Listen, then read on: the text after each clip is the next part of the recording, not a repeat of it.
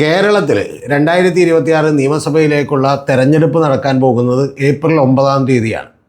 അപ്പോൾ ഇനി ഏതാണ്ട് ഒരു 13 ദിവസങ്ങൾ മാത്രമേ ബാക്കിയുള്ളൂ. ഈ 13 ദിവസങ്ങൾ ബാക്കിയുള്ളപ്പോൾ കേരളത്തിൽ കത്തുന്ന ഏറ്റവും പ്രധാനപ്പെട്ട വിഷയമെന്ന് പറയുന്നത് ജനങ്ങളുടെ അടിസ്ഥാനപരമായ പ്രശ്നങ്ങളല്ല, പകരം BJPയും CPMും തമ്മിൽ ഡീലുണ്ടോ എന്നുള്ളതാണ്. അല്ലെങ്കിൽ ആരാണ് BJPയുമായിട്ടൊരു ഡീൽ ഉണ്ടാക്കിയിരിക്കുന്നത് എന്നുള്ള വിഷയങ്ങളാണ്. ഇതിൽ പ്രധാനപ്പെട്ട ആരോപണമെന്ന് പറയുന്നത് CPMനെതിരെയാണ്. അതായത് പാലക്കാട് ഒരു സ്ഥാനാർത്ഥിയെ പ്രഖ്യാപിച്ചതിന് ശേഷം പാലക്കാട് ശോഭാ സുരേന്ദ്രൻ ജയിക്കാനുള്ള ഒരു സാധ്യതകൾ ഒരുക്കി കൊടുക്കുകയാണ് എന്ന് പറയുന്ന ആരോപണമാണ് യഥാർത്ഥത്തിൽ പ്രതിപക്ഷം ഉന്നയിച്ചിട്ടുള്ളത്. ഏറ്റവും കഷ്ടമായിട്ടുള്ള ഒരു അവസ്ഥയാണിത് എന്നുള്ളത് പറയാതെ വയ്യ പ്രതിപക്ഷത്തിൻ്റെ. കാരണം കേരളത്തിലെ ജനങ്ങളെ അടിസ്ഥാനപരമായി ബാധിക്കുന്ന അവൻ്റെ യാതൊരുവിധപ്പെട്ട പ്രശ്നങ്ങളോ വികസനങ്ങളോ ഒന്നും ഉയർത്തിക്കാണിക്കാനില്ലാത്ത അങ്ങേയറ്റം തെറ്റായ രീതിയിലുള്ള ഒരു അജണ്ടയാണ് ഇത് എന്നുള്ള കാര്യത്തിലൊരു സംശയമില്ല. പക്ഷേ ഇത് ഉയർത്തിക്കാണിക്കുന്നതിന് പിന്നിലുള്ള വ്യർത്ഥമായിട്ടുള്ള ആരോപണങ്ങളെക്കുറിച്ചുമൊക്കെ തന്നെ ഞാൻ നേരത്തെ തന്നെ നിങ്ങളുടെ അടുത്ത് പറഞ്ഞിരുന്നു. കാരണം പാലക്കാട് ഏതാണ്ട് 6000 വോട്ടുകളുടെ 43,000-ഉം 49,000-ഉമാണ് കഴിഞ്ഞ ലോക്കൽ ബോഡി തെരഞ്ഞെടുപ്പിൽ ഈ LDFനും അതുപോലെ തന്നെ UDFനും കിട്ടിയിട്ടുള്ളത്. അപ്പോൾ അതിലൊരു 6000 വോട്ടുകളിൽ ഒരു 3000-3500 വോട്ടുകൾ കൂടി പിടിച്ചെടുക്കാൻ കഴിഞ്ഞാൽ അവിടെ LDFന് ജയിക്കാൻ കഴിയുമെന്ന് പറയുന്ന സാധ്യതയുണ്ട്. ആ ജയിക്കാൻ കഴിയണമെങ്കിൽ കുറച്ചുകൂടി പൊതുസമ്മതനായിട്ടുള്ള ഒരു സ്വതന്ത്ര സ്ഥാനാർത്ഥിയെ നിർത്തണം. അത് തന്നെ മുസ്ലിം വിഭാഗത്തിൻ്റെ വോട്ടുകൾ എൻ ബ്ലോക്കായി UDFിലേക്ക് പോകുന്നത് തടയണം എന്നുള്ളത് അവർക്കറിയാം. അപ്പോൾ അത്തരത്തിൽ അങ്ങനെ തടയാൻ കഴിയുന്ന റാവുത്തർ എന്ന് പറയുന്ന മുസ്ലിം സമുദായത്തിലെ തന്നെ ഒരു പ്രത്യേക വിഭാഗമായിട്ടുള്ള അവരുടെ ബിരിയാണിയൊക്കെ തന്നെ ഫേമസ് ആണ്. റാവുത്തർ ബിരിയാണി എന്ന് പറയുന്നത് അത് പാലക്കാടൻ ബിരിയാണി എന്ന നിലക്കാണ് അറിയപ്പെടുന്നത്. അപ്പോൾ അത്തരത്തിൽ ഈ പറയുന്ന റസാഖ് എന്ന് പറയുന്ന ഒരു സ്ഥാനാർത്ഥിയാണ് അവിടെ നിർത്തിയിട്ടുള്ളത്. അപ്പോൾ അദ്ദേഹത്തിന് ഉറപ്പായിട്ടും 5000-ഓളം വരുന്ന കുടുംബങ്ങളുണ്ട്, അവരുടെ വോട്ടുകൾ സമാഹരിക്കാൻ കഴിയുമെന്ന് നമുക്കറിയാം. അപ്പോൾ ഇതിൻ്റെ പശ്ചാത്തലത്തിൽ നിർത്തിയോ സ്ഥാനാർത്ഥിയെ ചൂണ്ടിക്കാണിക്കൊണ്ട് ഒരു പുകമറ സൃഷ്ടിക്കാൻ വേണ്ടിയിട്ടാണ് പ്രതിപക്ഷം ശ്രമിച്ചുകൊണ്ടിരിക്കുന്നത്. യഥാർത്ഥത്തിൽ ഇത് ആരൊക്കെ തമ്മിലാണ് ഡീൽ എന്നുള്ളതാണ് നമ്മുടെ വീഡിയോ ഒന്ന് ചർച്ച ചെയ്യുന്നത്. യഥാർത്ഥ ഡീൽ നടക്കുന്നത് പ്രതിപക്ഷവും ഇവിടുത്തെ ചില മാധ്യമങ്ങളും തമ്മിലാണ് എന്നാണ് എനിക്ക് പറയാനുള്ളത്. അതിൻ്റെ ചില വ്യക്തവും കൃത്യവുമായിട്ടുള്ള ഉദാഹരണങ്ങൾ ഞാൻ നിങ്ങളോട് ചൂണ്ടിക്കാണിക്കാം. ഇന്നലെ ഏഷ്യാനെറ്റ് ന്യൂസ് അവറിൽ വിനു വി ജോൺ നടത്തുന്ന ഒരു ചർച്ചയുണ്ടായിരുന്നു. ആ ചർച്ചയിൽ അതിഥികളായിട്ട് കേവലം 3 പേർ മാത്രമേ ഉണ്ടായിരുന്നുള്ളൂ. ആ 3 പേർ മാത്രമെന്ന് പറഞ്ഞാൽ ഒന്ന് റജിമോൻ കുട്ടപ്പനാണ്. അത് മാധ്യമപ്രവർത്തകൻ എന്നാണ് താഴെ എഴുതി കാണിച്ചതെങ്കിലും അദ്ദേഹം വലിയൊരു പിണറായി വിരുദ്ധ മാധ്യമപ്രവർത്തകനാണ് എന്നുള്ളത് നമുക്ക് എല്ലാവർക്കും അറിയാം. രണ്ടാമത്തത് ജോർജ് പൊടിപാറ എന്ന് പറയുന്ന സീനിയർ ആയിട്ടുള്ള ഒരു മാധ്യമപ്രവർത്തകൻ തന്നെയാണ് ഇവർ രണ്ടുപേരും. പക്ഷേ ജോർജ് പൊടിപാറയുടെയും സ്റ്റാൻഡ് എന്താണെന്ന് വെച്ചാൽ അത് കോൺഗ്രസിന് അനുകൂലമാണ് എന്നുള്ളത് നമുക്കറിയാം. മൂന്നാമത്തെ ആളെന്ന് പറയുന്നത് ജോസഫ് സി മാത്യു എന്ന് പറഞ്ഞാൽ നേരത്തെ VS അച്യുതാനന്ദൻ്റെ കാലത്ത് IT ഉപദേഷ്ടാവായിരുന്ന ആളാണ്.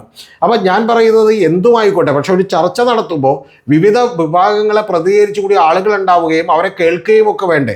പക്ഷേ ഈ 3 പേരെയും വിളിച്ചിരുത്തിക്കൊണ്ട് യഥാർത്ഥത്തിൽ നടത്തിയ ചർച്ചയുടെ പേരെന്താണെന്ന് ചോദിച്ചാൽ അന്തർധാര സജീവമോ എന്നുള്ളൊരു ചർച്ചയാണ് നടത്തിയത്. കേരളത്തിലെ ഏറ്റവും കൂടുതൽ റീച്ചുള്ള ഒരു മാധ്യമം ഏഷ്യാനെറ്റാണ് എന്നുള്ള കാര്യത്തിൽ തർക്കമില്ല. അതിൽ തന്നെ ഏറ്റവും സ്റ്റാറായിട്ടുള്ള ഒരു അവതാരകൻ എന്ന് പറയുന്നത് വിനു വി ജോണാണ് എന്നുള്ള കാര്യത്തിലും തർക്കമില്ല. ന്യൂസ് അവറാണ് ഏറ്റവും കൂടുതൽ റീച്ചുള്ളത് എന്നുള്ള കാര്യത്തിൽ തർക്കമില്ല. പക്ഷേ അതിനൊക്കെ കുറച്ച് ഇടിവ് തട്ടിക്കൊണ്ടിരിക്കുകയാണ്. ആ ഇടിവിൻ്റെ പ്രധാനപ്പെട്ട കാര്യം ഇത്തരത്തിലുള്ള വൺ സൈഡ് ആയിട്ടുള്ള ചർച്ചകൾ ഇവർ നടത്തിക്കൊണ്ടിരിക്കുകയാണ്. യഥാർത്ഥത്തിൽ ഇതിൽ അഡ്വക്കേറ്റ് ജയശങ്കർ മാത്രം ഉണ്ടായില്ല. കഴിഞ്ഞ ദിവസം അദ്ദേഹം ഒരു സത്യം പറഞ്ഞിരുന്നു. 5 കൊല്ലത്തെ UDF ഭരണം കഴിയുമ്പോൾ നമ്മളിവിടെ നിന്ന് പറയും കുറച്ച് ധിക്കാരവും ധാർഷ്ട്യവും ഒക്കെ ഉണ്ടായെങ്കിലും പിണറായി വിജയൻ്റെ ഭരണമായിരുന്നു നല്ലത് എന്ന് പറയേണ്ട അവസ്ഥയിലേക്ക് എത്തും എന്നുള്ളതാണ് പറഞ്ഞത്. അത് പറഞ്ഞതുകൊണ്ടാണോന്ന് അറിയില്ല, ഏഷ്യാനെറ്റ് എന്തായാലും ഈ ചർച്ചയ്ക്ക് അദ്ദേഹത്തെ വിളിച്ചിട്ടില്ല. അപ്പോൾ അതങ്ങനെ ഏഷ്യാനെറ്റിൻ്റെ ചർച്ച നടന്നുകൊണ്ടിരിക്കുകയാണ്. ഇനി അടുത്തത് നമ്മൾ അറിയേണ്ടത് ഏഷ്യാനെറ്റ് ഇത് മാത്രമല്ല ചെയ്തേക്കണം, ഏഷ്യാനെറ്റ് മറ്റ് ചില കാര്യങ്ങൾ കൂടി ചെയ്തിട്ടുണ്ട്. നിങ്ങൾ ശ്രദ്ധിച്ചു നോക്കിയാൽ കാണാം, ഏഷ്യാനെറ്റ് VD സതീശനുമായി നേരത്തെ തന്നെ തദ്ദേശ സ്വയംഭരണ തെരഞ്ഞെടുപ്പ് നടക്കുന്നതിന് മുമ്പ് ഒരു ഇൻ്റർവ്യൂ നടത്തിയപ്പോൾ അതിൽ വിനു വി ജോൺ തന്നെ ക്യാപ്റ്റൻ എന്ന് പറയുന്നൊരു പദവി VD സതീശന് ചാർത്തി കൊടുക്കാൻ ശ്രമിക്കുന്നതിന് നമുക്ക് കാണാം. എന്ന് പറഞ്ഞാൽ ഒരു വേർഡ് കൃത്യമായി കോയിൻ ചെയ്ത് ഒരു നേതാവിൻ്റെ PR വർക്ക് ചെയ്യുന്നതിന് സമമായിട്ടുള്ള ഒരു പണിയാണ് അന്ന് വിനു വി ജോൺ കാണിച്ചിട്ടുള്ളത്. എനിക്ക് നേരത്തെ അദ്ദേഹത്തോട് വലിയ ബഹുമാനമായിരുന്നു. ഇപ്പോൾ ആ ബഹുമാനത്തിൽ ഇത്തിരി കുറവുണ്ട് എന്നുള്ളതാണ് യാഥാർത്ഥ്യം. ഇനി രണ്ടാമത്തെ കാര്യമെന്ന് പറയുന്നത്, അദ്ദേഹം ഈ കഴിഞ്ഞ ദിവസങ്ങളിൽ ഒരു ഇൻ്റർവ്യൂ നടത്തിയിരുന്നു VD സതീശനുമായിട്ട്. ആ ഇൻ്റർവ്യൂവിൽ തന്നെ വളരെ സോഫ്റ്റ് ആയിട്ടുള്ള ചോദ്യങ്ങളാണ് ചോദിച്ചത്. വളരെ കൃത്യമായിട്ടുള്ള ഷാർപ്പായിട്ടുള്ള ചോദ്യങ്ങളൊന്നും ചോദിച്ചില്ല. സാധാരണ വിനു വി ജോൺ എടുക്കുന്ന ഒരു ഇൻ്റർവ്യൂ പോലെയല്ല, പകരം അതൊരു ഈ പറഞ്ഞ പോലെ പെയ്ഡ് പ്രൊമോഷൻ ഇൻ്റർവ്യൂ ആയിട്ടാണ് നമുക്ക് എല്ലാവർക്കും തന്നെ തോന്നിയത്. ഇതാണ് ഏഷ്യാനെറ്റിൻ്റെ സ്റ്റാൻഡെങ്കിൽ ഇനി നിങ്ങൾ അറിയേണ്ടത് ഇന്ന് മനോരമ പത്രത്തിൽ വന്നിട്ടുള്ള ഏറ്റവും പ്രധാനപ്പെട്ട ഒരു വാർത്തയാണ്. കഴിഞ്ഞ ഒരാഴ്ചത്തെ മനോരമ പത്രം വളരെ കൃത്യമായി പരിശോധിച്ച് നോക്കിയാൽ നമുക്ക് കാണാം അതിൽ ഇത്തരത്തിലുള്ള വാക്കുകളിലൂടെ കൃത്യമായി പിണറായി വിജയനെതിരെയുള്ള ചില പരാമർശങ്ങളുടെ ഓർമ്മപ്പെടുത്തലുകൾ ഉണ്ടാക്കാൻ മനോരമ നിരന്തരമായി ശ്രമിച്ചുകൊണ്ടിരിക്കുകയാണ്. അതിൽ ഇന്നലെ കൊടുത്തിട്ടുള്ള ഒരു വാർത്ത എന്ന് പറയുന്നത് കലൂർ സ്റ്റേഡിയത്തിൽ ഇന്ത്യൻ ഫുട്ബോൾ ടീമിനെയും കോച്ചിനെയും കയറ്റിയില്ല. അത് യാഥാർത്ഥ്യമാണ്. കാരണം 25 ലക്ഷം രൂപയുടെ റെന്റ് അവർ അടച്ചിട്ടില്ലാത്തത് കൊണ്ട്, അതായത് ഫുട്ബോൾ അസോസിയേഷൻ അടച്ചിട്ടില്ലാത്തതുകൊണ്ട് അവരെ കയറ്റിയില്ല. ആ കയറ്റിയിട്ടില്ലാത്ത വാർത്ത കൊടുക്കുമ്പോൾ വാർത്ത കൊടുത്തേക്കുന്നതിൻ്റെ രീതി നിങ്ങൾ ശ്രദ്ധിക്കണം. ഇന്ത്യൻ ടീമാണെങ്കിലും കടക്ക് പുറത്ത് എന്ന് പറഞ്ഞിട്ടുകൊണ്ടാണ് വാർത്ത കൊടുത്തേക്കുന്നത്. എന്ന് പറഞ്ഞിട്ടുണ്ടെങ്കിൽ ഈ കടക്ക് പുറത്ത് എന്ന് പണ്ട് പിണറായി വിജയൻ മാധ്യമപ്രവർത്തകരോട് പറഞ്ഞത് ഓർമ്മപ്പെടുത്താനുള്ള ശ്രമമാണ് നിരന്തരമായി നടത്തിക്കൊണ്ടിരിക്കുന്നത്. പക്ഷേ പ്രധാനപ്പെട്ട ഒരു കാര്യം ഈ പ്രിയപ്പെട്ട ആളുകളെല്ലാം തന്നെ തിരിച്ചറിയേണ്ടത്, മാധ്യമപ്രവർത്തകർ തിരിച്ചറിയേണ്ടത്, നിങ്ങളുടെ കാലിനടിയിൽ എള്ള മണ്ണ് കൂടി ഒലിച്ചു പോയിക്കൊണ്ടിരിക്കുകയാണ് എന്നുള്ളത് നിങ്ങൾ അറിയണം. നിങ്ങൾക്ക് പിണറായി വിജയനെ വിമർശിക്കാം, ഞാൻ അദ്ദേഹത്തിൻ്റെ വക്കാലത്തൊന്നും എടുത്തിട്ടില്ല. പക്ഷെ പ്രധാനപ്പെട്ട ഒരു കാര്യം, വിമർശിക്കുമ്പോൾ പോലും അതിൽ കണ്ടന്റ് ഉണ്ടാവണം, കാര്യകാരണ സഹിതം വിമർശിക്കാൻ നമുക്ക് കഴിയണം എന്നുള്ളത് ഏറ്റവും പ്രധാനപ്പെട്ട കാര്യമാണ്. അതില്ലാത്തത് കൊണ്ടാണ് പണ്ട് നിങ്ങൾ അറിയേണ്ടത് 3ഓളം വരുന്ന ചാനലുകൾ, അതായത് 2, 3, 4 വരുന്ന ചാനലുകളുടെ റേറ്റിംഗ് കൂട്ടിയാലും അതിനേക്കാൾ ഇരട്ടി റേറ്റിംഗിൽ നിന്നിരുന്ന ഏഷ്യാനെറ്റ് ഇന്ന് റിപ്പോർട്ടർ ചാനലിൻ്റെ അടുത്തു നിന്നും 24ൻ്റെ അടുത്തും ഒക്കെ വലിയ ഭീഷണി നേരിടുന്ന അവസ്ഥയിലേക്ക് എത്തി എന്നുള്ളത് എങ്ങനെയാണെന്നുള്ളത് ആലോചിക്കേണ്ട ഒരു കാര്യമാണ്.